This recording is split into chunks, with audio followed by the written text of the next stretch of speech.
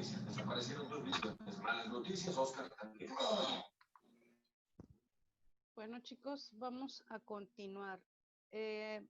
Nada más, antes de seguir con nuestro siguiente tema, un aviso. Como quiera lo van a ver ya en el tablón en el transcurso del día, pero les aviso que para aquellas personas que por favor, si ustedes conocen o ustedes tienen pendiente de entregar alguna tarea o algún examen, por favor comuníquense conmigo. A más tardar el miércoles 23 de septiembre. Después de esa fecha, no voy a poder solucionar gran cosa, porque recuerden que nuestra última fecha, nuestra última clase de esta materia es el 26 de septiembre. Entonces, ha pasado que el mero día 26 de septiembre andan mandando mensaje, maestra, oiga, mire, pasó esto, esto y esto y esto. Y créanme que aunque sea mi voluntad, pues no les voy a poder resolver gran cosa. Entonces, por favor, con tiempo les comento. Si ustedes por alguna razón tienen o adeudan alguna tarea o el examen, por favor, comuníquense conmigo. Si hay alguien que ustedes conozcan que no ha podido ni ingresar siquiera a la materia por X o Y circunstancia, por favor, díganle que se comunique conmigo. Cualquier cosa tiene que ser personal. No se vale de que, oiga, dice mi amiga que no. Por favor, si ustedes saben de alguien en ese Maestra, caso, mándame. sí checó la tarea y la de las preguntas que mandó. Chequé las tareas, bueno, creo que nada más les chequé una tarea, la de la semana pasada. No les he checado, obviamente, la tarea de esta semana porque todavía hubo personas que a las 8 de la mañana de hoy me estuvieron mandando tareas. Entonces, por eso no las he checado. Les chequé ya, de hecho, el examen, ya algunos ya se los, les envié ya la calificación. Bueno, no es calificación, más bien los aciertos. Recuerden que si les llega por ahí un 15, un 12, o creo que los más bajos fueron de 9, no quiere decir que es 9, 9 de 10 o 12 de 100, no. O sea, es más que nada el número de aciertos. Recuerden que cada examen semanal tiene un valor de 15 puntos o de 15%, y lo que les llegó es el resultado de lo que ustedes hicieron. Si son 5 preguntas, pues por lo tanto cada pregunta tiene un valor de 3 puntos. Y pues bueno, si necesitan por ahí alguna ¿Y por dónde lo revisión, mandó? todo se manda por Classroom. Todo se manda. Mande. Es que creo que no me llegó a mí ninguna notificación sobre eso. Es que ya lo habíamos hablado desde la semana pasada. A la semana pasada inclusive tuvimos un debate en cuanto a la hora de presentar el examen. Quedó de 12:40 a Sí, a pero 7. sí lo contesté. Ajá. Pero nomás lo que yo le pregunto, que da cuenta lo de la respuesta que nos iba a dar usted, que qué sacamos. Por eso le digo que por dónde la iba a mandar. Ok. Se supone que les llegó una notificación de devuelto, algo así, me imagino que les llega a su correo. Les debe llegar a su correo, y ahí tienen ustedes lo que ustedes sacaron, vaya, los aciertos o los puntos, vaya. Sí. Pero ahí les debe de salir. Si tienen alguna duda, mándenme mensaje particular y ya checamos, por ahí hubo una persona interesada y lo checamos y ya le aclaré su duda, ¿sale? Bien. Ok. Vamos a continuar con nuestro tema. Entonces, ahorita lo que acabamos de ver fue la ley de organismos, y vimos que pues aquí, digamos, el mediador, aquí el referee, en cuanto a negociaciones internacionales, pues es la OMC. ¿Sí? Aclaro, por lo regular dentro de nuestro país, obviamente se toma como ley suprema lo que es la Constitución, ¿no? Nuestra Carta Magna, nuestra Constitución mexicana, ¿sí? Pero también debemos de tomar otro tipo en este caso, de instancias internacionales, pues las cuales nos puede ayudar a resolver ciertas dudas, ciertas cuestiones por ahí que no estén muy claras. Recuerden que toda ley tiene por ahí su recoveco, y algunos especialistas, abogados y demás son bastante conocedores, que aparte de conocer todo lo que contiene las leyes, pues también conocen lo que no contienen. Entonces ahí es donde hay luego situaciones de controversia. Bien. Entonces, vamos al siguiente tema. Discúlpenme por irme tan rápido, chicos, pero la verdad es que es tanta información y hay tanto que se tiene que decir de todos los temas, que por eso, ahora sí que me voy como como merolico, pero si tienen alguna duda, por favor, levánteme la manita y les doy la palabra para poder, poder resolver aquí las situaciones que se les vayan presentando, ¿sale? Bien, el siguiente tema es, vamos a hablar sobre los puntos básicos de uso diario en un área de comercio internacional, pues obviamente comenzando con las actividades de importación. La próxima clase vamos a ver las cuestiones de exportaciones. ¿Por qué no es que sea más importante la importación a la exportación, pero sí es ¿cómo le puedo decir? Es una acción a la cual debemos de prestarle mucha atención debido a que con respecto a las importaciones tenemos en algunas situaciones más controversias por las cuestiones de la competitividad, ¿sí? De aquello que entra a nuestro país versus aquello que se produce aquí en nuestro país. Entonces, obviamente cada quien defiende lo suyo y por eso es que en algunas ocasiones pareciera estar más reglamentado la cuestión de las importaciones, ¿no? ¿Qué es lo que entra a nuestro país y cómo?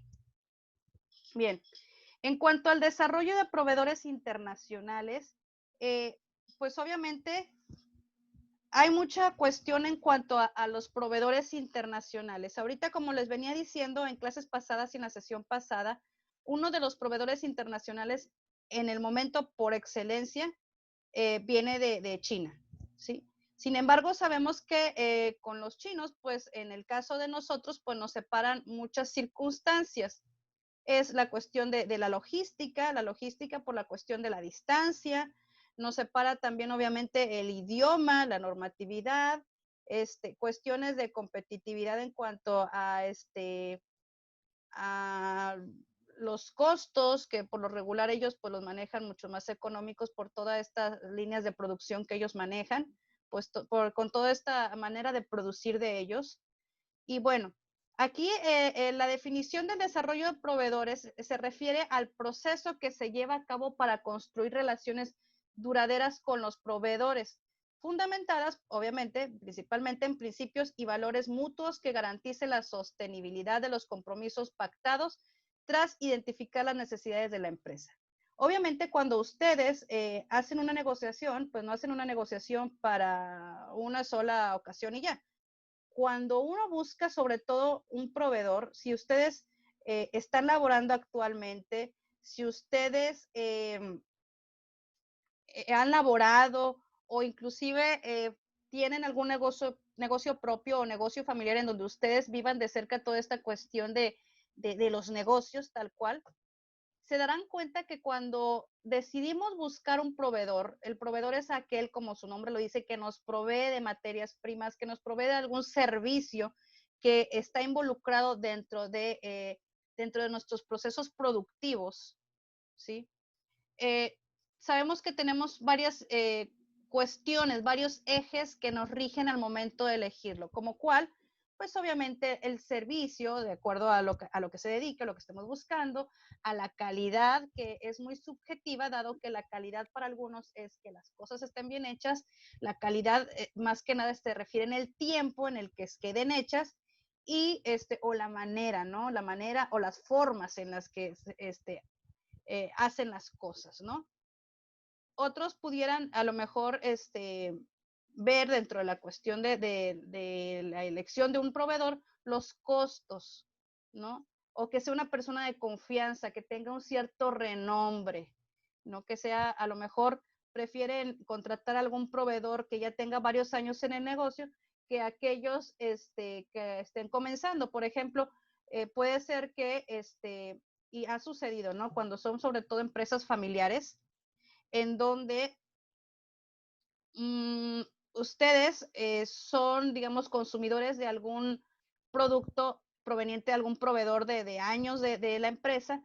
Al fallecer este proveedor o esta persona con la que ustedes mantenían el contacto, queda a su cargo el hijo, a cargo de la empresa, y como que ya es otra, inclusive a veces muchos dicen, haz de cuenta que fuera otra empresa, ¿no? Ya no es lo mismo. Entonces, ahí se decide hacer un cambio de proveedor, ¿no? O sea, fíjense las circunstancias y las situaciones en las que a veces definen hacer un cambio de proveedor, y en el caso de las cuestiones internacionales pues es exactamente lo mismo y hasta peor porque no los tenemos no los tenemos en la gran mayoría de las veces frente a nosotros, ¿no? Ahorita, por ejemplo, hablando en cuanto a cuestiones de las cosas que han cambiado, estas cuestiones de la pandemia, a lo mejor también les puede servir como que de inspiración, pero una de las cosas a la hora de negociar, anteriormente pues se hacían estas juntas de negocios, viajaban para ver, para conocer, por ejemplo, al proveedor, las fábricas y demás, y inclusive aparte de una relación de negocios, a veces se llegaba hasta una relación amistosa, ¿no? En donde pudieran ustedes visitar las instalaciones y demás, y a partir de ahí pudiera hacerse un lazo cada vez más en este caso, más duradera, como dice el texto aquí. Bien, en este caso ya no. En este caso, a partir de la pandemia, pues se empezó a utilizar otro tipo de medios como videoconferencias, como videollamadas, etcétera. Entonces, son cosas que hemos aprendido a hacer a partir de la pandemia, y en el caso de las negociaciones internacionales, pues tiene mucho que ver. Entonces, a lo mejor también pudiera ser ahí tema de ensayo, pudiera ser. Pero no es así cuestión de que yo lo vi o yo creo. Fundamentenlo, busquen alguna noticia, alguna nota, ¿verdad? De alguna fuente confiable que hable sobre esto, y ahí, a partir de ahí pueden ustedes desarrollar el tema. Bien.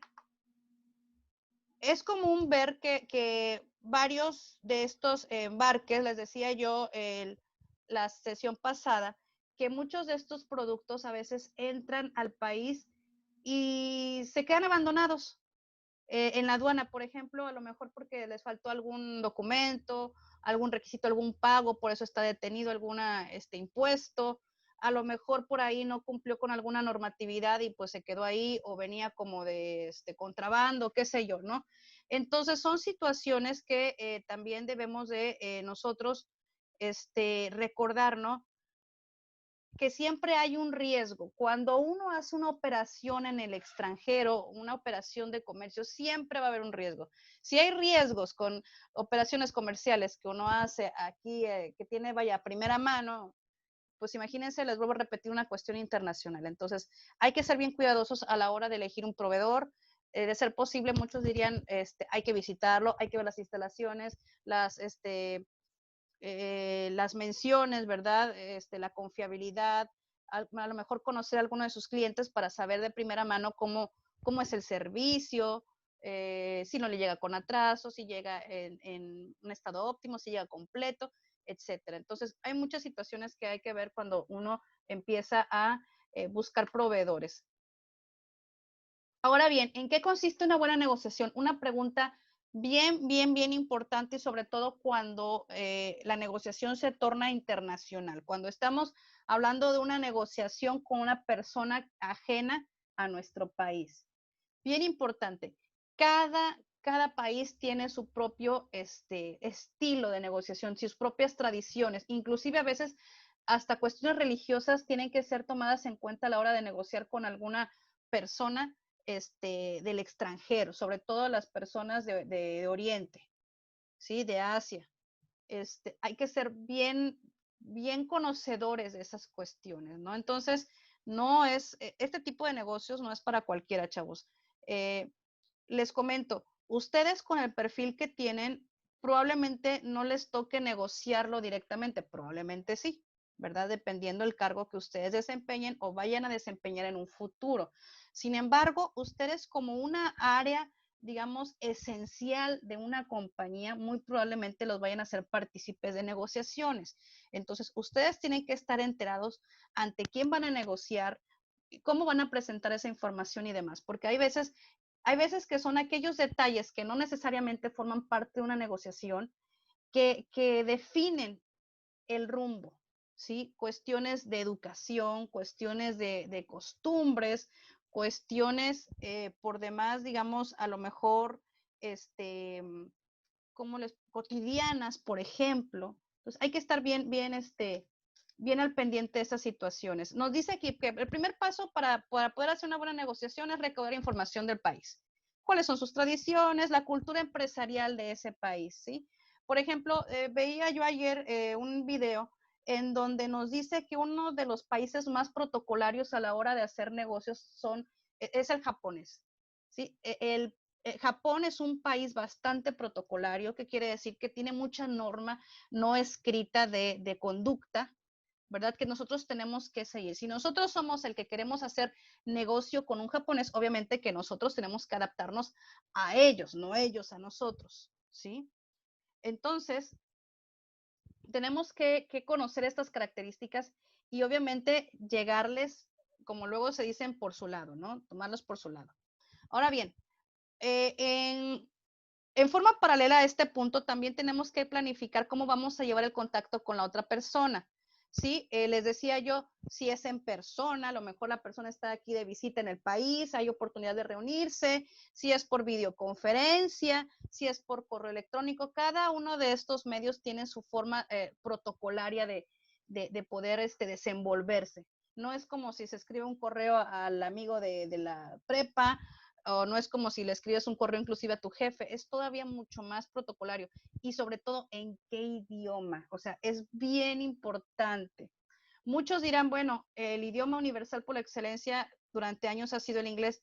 Pues no, ahorita las cuestiones, obviamente aparte del inglés, están cambiando. Si se dan cuenta, el inglés es sobre todo el idioma universal por excelencia, por la cuestión de contactos comerciales que hay en el mundo de habla inglesa. Maestra, ¿usted sabe inglés? Digamos que me hace falta practicarlo. Definitivamente. Entonces, sí lo domino, sí lo sabe, lo básico. Pues sí, podría decirse que lo básico sí. Definitivamente aquí en nuestro país tenemos un problema bien canijo de idiomas.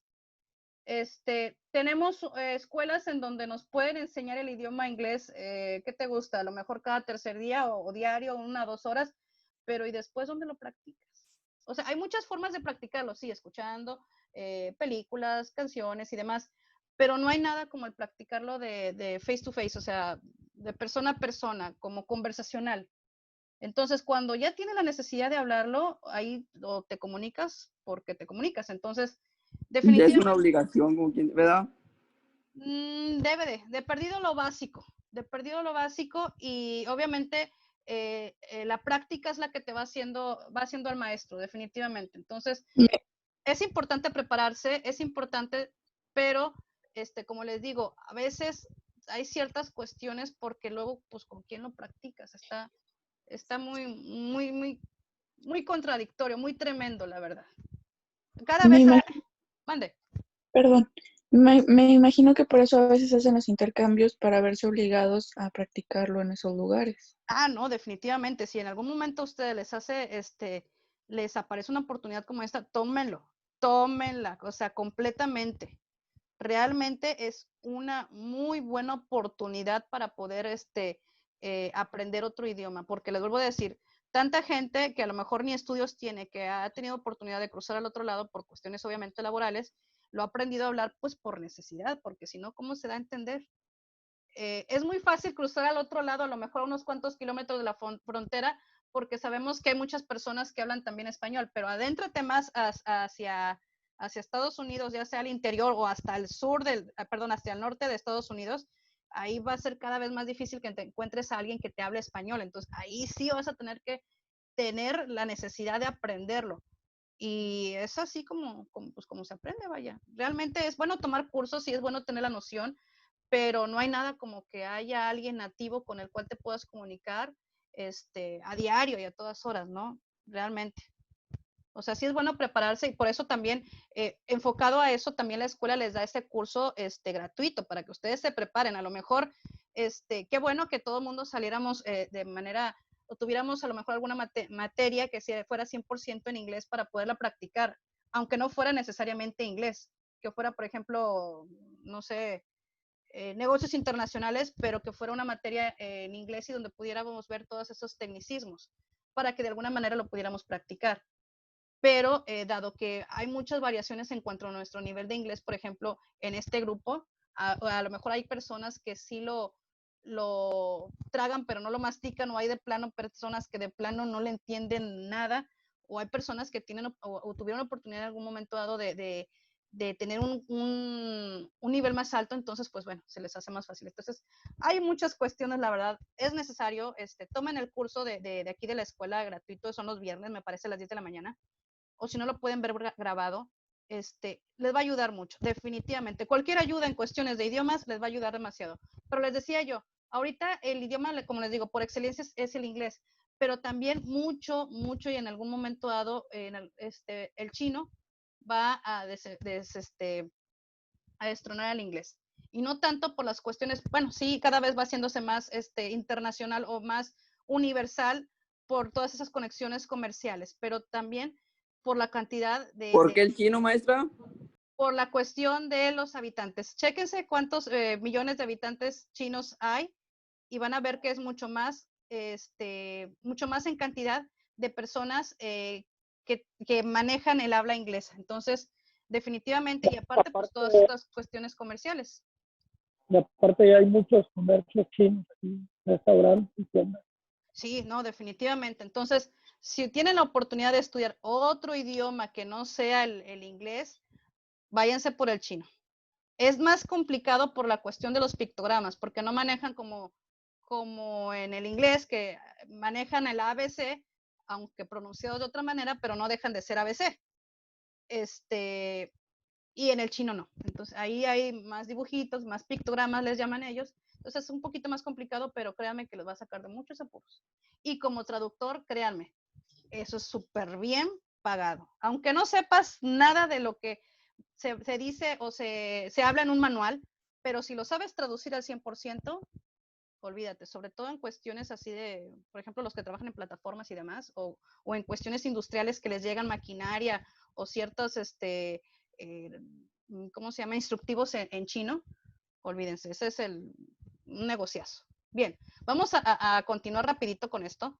Les decía yo, bueno, ¿cómo se va a hacer el contacto, no? Ahora, tiene que ser atractiva la negociación para ambas partes, o sea, como luego dicen, no agandallarnos, ¿no? Hay que hacerlo de modo en que tú ganes, yo gano, para que pueda ser una negociación equitativa. Y obviamente, si hay la oportunidad a lo mejor sí de sacar un poquito más de provecho dentro de una negociación, se hace. Pero esto va, digamos que esto ya es en la práctica. Cuando tú cuando tengas un trato personal y cara a cara con la persona, te vas a dar cuenta hasta dónde puedes tú, digamos, presionar para que pueda, obviamente, la negociación tomar tintes más a tu favor. Obviamente sin caer en el gandallismo, ¿verdad? Como luego se dice. Pero siempre, dentro de una negociación, siempre buscamos y sobre todo los mexicanos somos muy dados a regatear, ¿verdad? Entonces, pero hay que saber hasta qué punto, porque hay muchas culturas en donde el regateo de plano no va. Por ejemplo, en las culturas, por ejemplo, en los hindúes, son muy dados a regatear, a querer ver una mejor ganancia. Pero hay otros, por ejemplo, les vuelvo a repetir, los japoneses, que en donde tú le dices es esto, es eso. O sea, son no cuadrados, no, pero sí se rigen, vaya, por muchas cuestiones protocolarias en cuanto a que todo tiene que estar por escrito y entregado conforme a diversas características. Entonces, hay que saber con quién estás hablando. La negociación no tiene un límite temporal. Probablemente se quisiera llegar a cerrar un negocio de la forma más rápida para poder empezar a trabajar sobre ello, pero no tiene en sí un límite temporal. Puede ser corta o muy larga, pero todo, como les digo, es cuestión de práctica, es cuestión, como luego dice, de feeling, ¿no? En donde tú sientes en qué momento es bueno decir, bueno, hasta aquí dejamos la negociación con estas condiciones, se cierra el trato o no se cierra, o decir, bueno, podemos todavía darle más tiempo y poder seguir conversando y tratando los acuerdos para ver si llegamos a algo mutuo, ¿no? Y poder cerrar o de plano desechar la posibilidad de una negociación.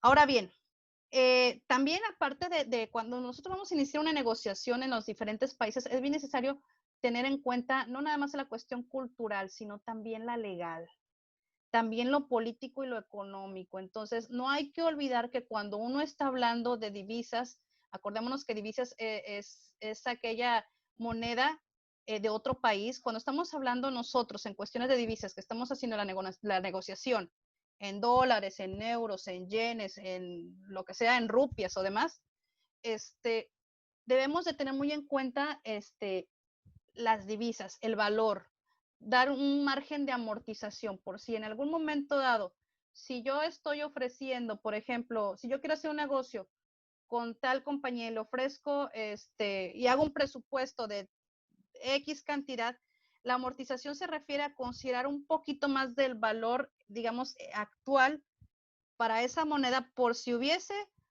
una, una baja en su valor, pues bueno, mucho mejor porque nosotros obtenemos un poco más de ganancias.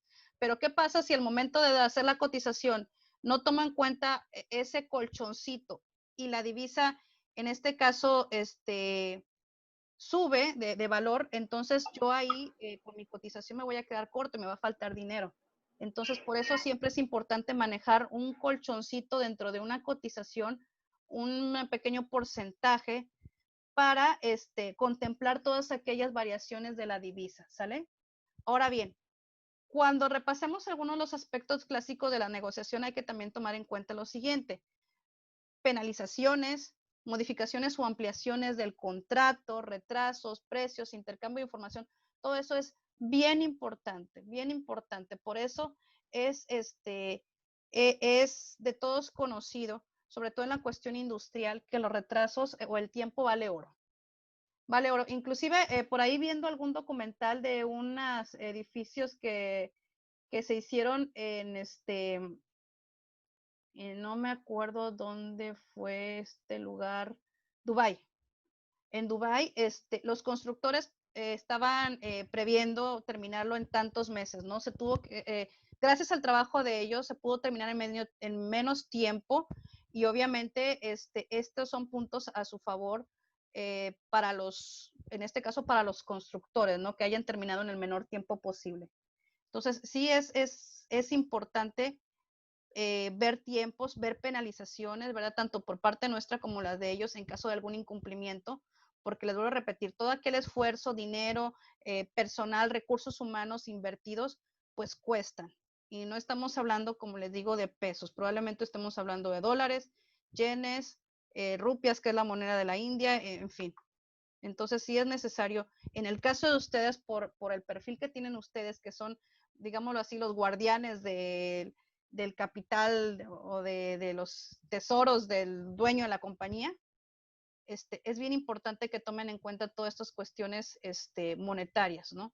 Ahora bien, la orden de compra de importación. ¿Se acuerdan que la semana pasada vimos lo que eran las facturas pro formas, que no eran más que simples cotizaciones que no tienen ningún valor ni contable, ni fiscal, ni nada de eso? En el caso de una orden de compra, entonces ya estamos hablando de una factura que pues sí tiene ya todo este tipo de características. Nos dice que la orden de compra es el inicio de la transacción entre el cliente o el proveedor y el embarcador y es la base para todos los documentos, ¿sí? ¿Qué es lo que trae en este caso una orden de compra? Bueno, pues trae los datos completos, obviamente, del vendedor, los términos de compra, que son términos internacionales, los 5 términos internacionales de comercio, que los vamos a ver en la siguiente clase, plazo de entrega, cantidad, descripción y precio de los bienes comprados. Dice, en los negocios internacionales en las que participan empresas de gran tamaño, la orden de compra es a menudo la forma principal de contrato y constituye la primera oferta vinculante. En tales casos, la firma del vendedor en la orden de compra constituye la aceptación de la operación. Entonces, esta, digamos que es la factura que nos va a dar la formalidad, mientras que la proforma nos daba, como nosotros conocemos, algún tipo de cotización, ¿verdad? ¿Cómo sería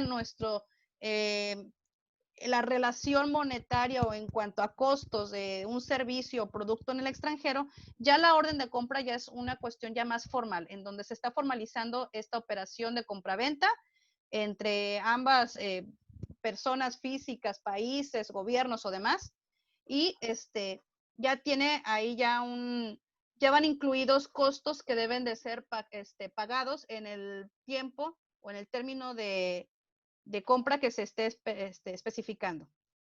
Maestra, Mande. ¿puede poner la anterior? ¿Perdón? ¿Puede poner la hoja anterior? La anterior. A ver. Sí, ¿Esta? No, la otra. no, la otra. Ajá. Ya, Sí. muchas gracias. Ah, ok. Como quiera, ya saben que este material lo van a tener en PDF, al término de la clase, no se preocupen. Todo Sí, esto gracias. lo van a tener para que ustedes lo revisen o inclusive las clases grabadas también, chicos, ¿eh? No se apuren. Bien. Vemos aquí dos figuras. Empresas altamente exportadoras. Es un programa que anteriormente se le conocía como Altex. Miren, chicos, recuerden que cada sexenio trae obviamente un cúmulo de ideas, de buenos propósitos y de políticas propias de de alguna corriente política. En el caso de algunos programas relacionados al comercio exterior, han habido cambios tomados a partir de, obviamente, de los cambios de sexenio. En este caso, estas empresas altamente exportadoras fueron, digamos, desaparecieron esta figura a partir del 24 de diciembre del 2010. Estos programas ESEX y Altex, que en su momento fueron atractivos para pequeñas y medianas empresas, fueron, pues digamos, destituido o cambiado su forma. Sin embargo, muchas empresas aún tienen esta figura del Altex. ¿Sí? Sin embargo, si en algún momento dado ellos no llegaran a cumplir las especificaciones que les marca el programa, automáticamente pierden el registro y pues obviamente ya no pueden volver a inscribirse porque pues este programa básicamente existe solamente para unos cuantos, para los que se alcanzaron a inscribir en su momento y siguen al pie de la letra las instrucciones. Ya ahorita actualmente pues ya no existe este programa, pero hay otras alternativas que el gobierno federal creó y que ahorita los vamos a ver. Entonces, ¿qué era lo que contemplaba este programa de empresas altamente exportadoras? Como su nombre lo dice, son empresas que manejaban volúmenes muchísimo muy altos. En este caso, vamos a ver aquí uno de los compromisos que firmaban las empresas Altex frente al gobierno para poder así disfrutar de los beneficios, pues era llevar un control de inventarios conforme a lo previsto en la ley aduanera, mantener el capital social acreditado, realizar exportaciones durante el primer año fiscal por un importe mínimo de $250,000, y presentar un reporte anual de operaciones vía electrónica a más tardar el mes de mayo de cada año y entregar copia a las autoridades fiscales correspondientes. Como ven, no era nada fácil, sin embargo, pues a muchas empresas les pareció atractivo por la cuestión esta del importe, porque lo alcanzaban. Sin embargo, una vez que dejaban de cumplir con alguno de esos requisitos, a partir del 2010, pues obviamente se les cancelaba su ingreso en el programa y pues ya no podía volver a ingresar, pues por lo que les comento, ¿no? Porque esta figura del Altex, pues quedó desechada y en su lugar, pues vinieron otros programas más, ¿no? En este caso, Bancomex, que es el banco de comercio exterior, asumió la responsabilidad de apoyar a nuevos emprendedores y pues realizó aquellos programas de financiamiento y asistencias técnicas como Crédito Pitex, que es pequeña y mediana empresa exportadora, de disponibilidad de recursos a través de alianzas con la banca comercial, con créditos especializados, flexibles y oportunos, factoraje internacional, cartas de crédito e instituto de formación financiera para el comercio exterior. ¿Sí? Fue, digamos, Maestra, mande. hoy nos va a poner tarea aparte de la del examen. Es algo cortitito, es un video de 6 minutos y una pregunta que tienen que contestar, bien cortitito. Y ya para que se Bueno. puedan concentrar en su proyecto. Y el proyecto, Vamos, como les digo, ¿proyecto para cuándo? ahí están todas las bases en la plataforma después de la clase, es para el último día de clases. Ok. Está bueno. Bueno, ahora bien, otra de las figuras que también desapareció fue el PITEX. ¿Qué es el PITEX? Bueno, es un programa de importación temporal para producir artículos de exportación. Era lo que les comentaba yo acerca de esta figura en donde se importaba material temporalmente, se le modificaba y posteriormente se exportaba. ¿Para qué? Para que se terminara su fabricación en otro lado o simplemente, pues, porque así lo requería su su dueño, ¿no? Entonces, básicamente este programa aplica a lo que son las maquilas, ¿no? Entonces, Pitex desapareció en el 2006 y en su lugar pues dio pie al IMEX, que forman parte de los programas de fomento de las exportaciones. Entonces, este programa es de industria manufacturera, maquiladora y de servicios de exportación, IMEX, en donde tanto productores como empresas pues pueden importar temporalmente diversos bienes para ser utilizados en la elaboración de productos de exportación. Obviamente sin cubrir el pago del impuesto general de importación, del impuesto al valor agregado o de las cuotas compensatorias. ¿Por qué? Porque no es un producto que se vaya a quedar en el país. O sea, no es para consumo del país como lo son otras importaciones definitivas, sino que solamente viene de paso, se transforma y se regresa. Solamente. Entonces, este programa IMEX es principalmente para incrementar y promover la exportación para este tipo de industrias. Les vuelvo a repetir, manufacturera, maquiladora y de servicios de exportación. Ahora, documentos que amparan la importación legal de una mercancía. Básicamente, estos son los documentos que amparan esta importación legal. Si en algún momento dado a mí me falla o no tengo en existencia o hay algún error en estos documentos, pasa lo que comentamos anteriormente. En dado caso que esa mercancía ya haya llegado a territorio nacional, se queda automáticamente estancado en la aduana. ¿Sí? Se da un plazo para que, en este caso, la persona que importa pueda arreglar la documentación o hacer el pago correspondiente o lo que le haya faltado y pueda sacar esta mercancía de ahí. Recordemos que, fíjense bien chicos, así, el área destinada a la aduana en cada puerto es un área federal. ¿Qué quiere decir? Que en este caso está manejada por la federación. Por ejemplo, la aduana de aquí de Altamira, yo les estoy hablando de Altamira, Tamaulipas. Esta área que constituye la aduana está vigilada por autoridades federales, aunque esté en Altamira, Tamaulipas y pertenezca a un municipio, a lo mejor hasta un ejido y demás. Pero es digamos, una pequeña parte que es manejada por la federación. Ahí no tiene nada que ver las autoridades municipales ni las estatales, ¿sale?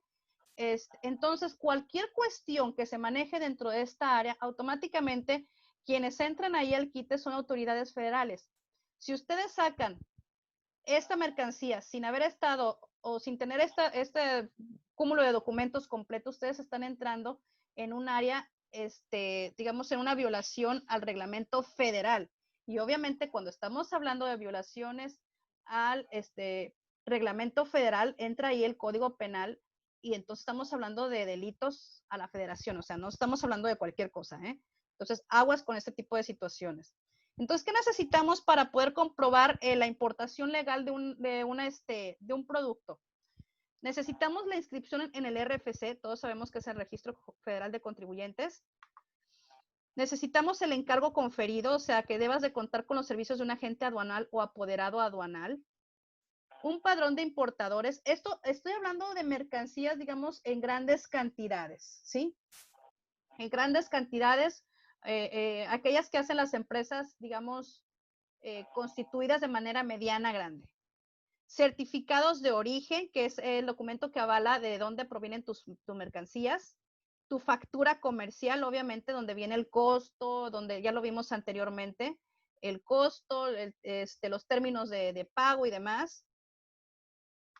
Y en este caso, cumplir con los requisitos de la ventanilla única de comercio exterior, como lo son los COBES, aquí están comprobantes de valor electrónico. Son, digamos, ya situaciones que se manejan por medio electrónico dentro de la misma aduana. Y vamos a dejarlo hasta aquí. Vamos a seguir en la siguiente clase, por favor. Atentos a la siguiente invitación para poder continuar con esta información. Bueno, atentos a la invitación. Gracias, chicos.